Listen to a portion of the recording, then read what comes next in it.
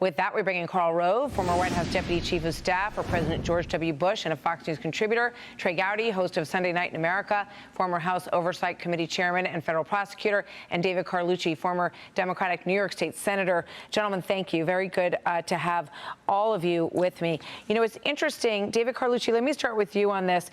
There have been a number of interviews with these candidates where they're asked their stances on, things such as Hamas and other things in terms of like whether or not we should even have prisons.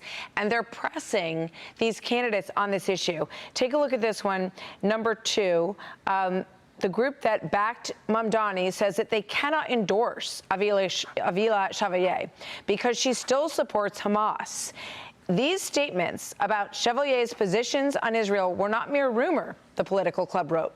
At our own endorsement meeting, when asked to condemn Hamas and the October 7th attacks, she point-blank refused, turning the question into yet another attack on Israel. David, there's a growing number of slate of these candidates who feel this way.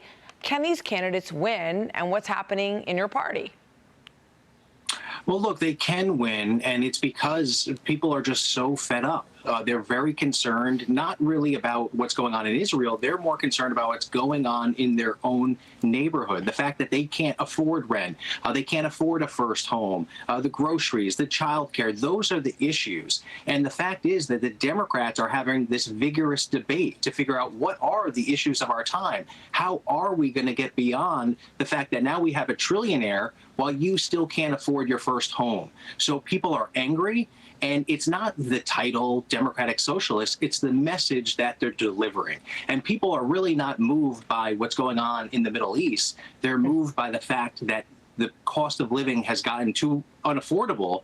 And this is something that the president had campaigned on last year or in 2024 and hasn't delivered. In fact, inflation continues to rise, and people are looking for new answers and solutions. And so the Democrats have a big I just don't know if those answers are going to be included in, ending all prisons and turning people out into the streets, which is another one of the ideas that she backs. Trey Gowdy, your thoughts on all this? Yeah, we just had the, 11th anniversary of a white supremacist going into a black church and executing 9 Christians because they happen to be worn black. And we got people on the left that don't want him to be in prison. Good luck running on that, Martha. Good luck running on letting the Boston Marathon bomber in your neighborhood.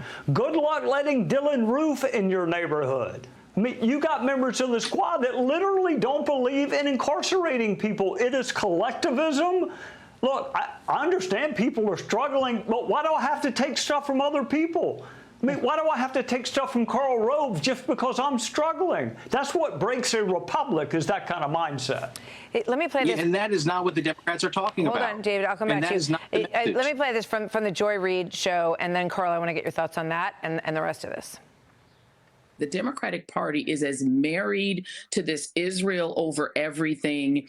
I, going forward, cannot vote for a Democrat who does not pledge to end this relationship. This relationship needs to end. This is a nuclear-armed expansionist power. They don't need our money, and they definitely won't get my vote. Yeah, I mean, I just talked to Susan Collins. This is something that Plattner has, given credit to in terms of this anti-Israel platform as well, Karl. Well, yeah, absolutely. In fact, that's just the start of it. Take, for example, Chevalier in the 13th District. First of all, let's set the tone. I have no nuance. F. Kamala Harris, which she was angry with that she lost. She not only wants to abolish ICE, she participated in demonstrations celebrating Hamas's attack on Israel on October 7th. She calls the Israelis responsible for genocide in Gaza.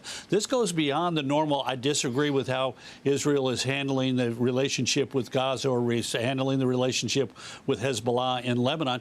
She showed up at a rally celebrating the death of innocents on October 7th. And the Democrats are going to have to deal with this because it is deep inside their party. And then you add what they're saying about how they're going to deal with affordability. A 32-hour work week with no cut in pay. a federal jobs guarantee, free health care, free pre-K, free everything, free college. Where's that money going to come from? There's not enough money by taxing the extremely wealthy to pay for that kind of list of positive things.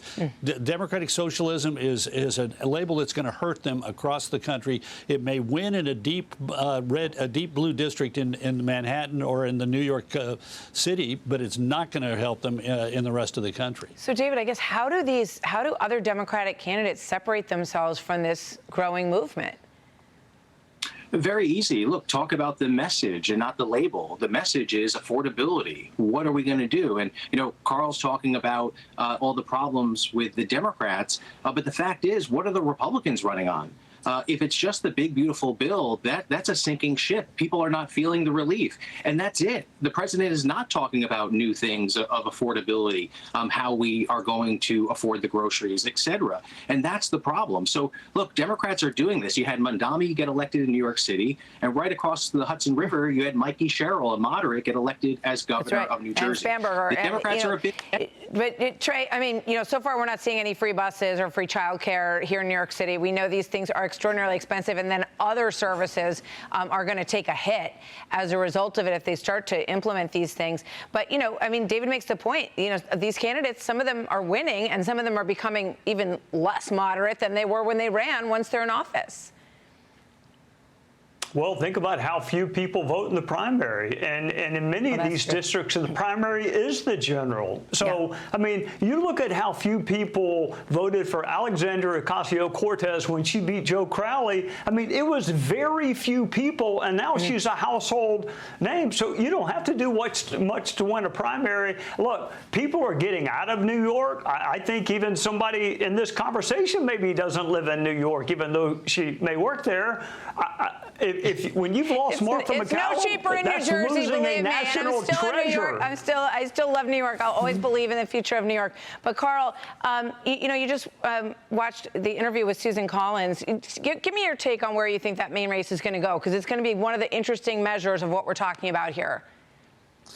Well, I remember 6 years ago when Susan Collins was opposed by the respected, normal Democrat Speaker of the Maine House, who outraised her by a factor of, I think, 3 or 4 to 1. Susan never led in a single poll and won by 8 points. So my sense, in presidential election year in which the state was going Democrat, not Republican. So I think that at the end of the day, there are a lot of, we used to call them shy Trump voters, and in Britain they called them the shy Tory voters, people who didn't like to answer polls. I think Susan Collins is going to pull this off. Let me say one other quick thing. Yes, Mondami won in New York. He got 50.4% of the vote in a city in which 66% of the voters are registered Democrats and 16% are registered Republicans. It goes to show that this is not necessarily a very powerful message, even in deep blue territory. Gentlemen, thank you so much. We have President Trump. Be sure to like and subscribe for all the Fox News latest on YouTube, and catch full shows streaming now on Fox One.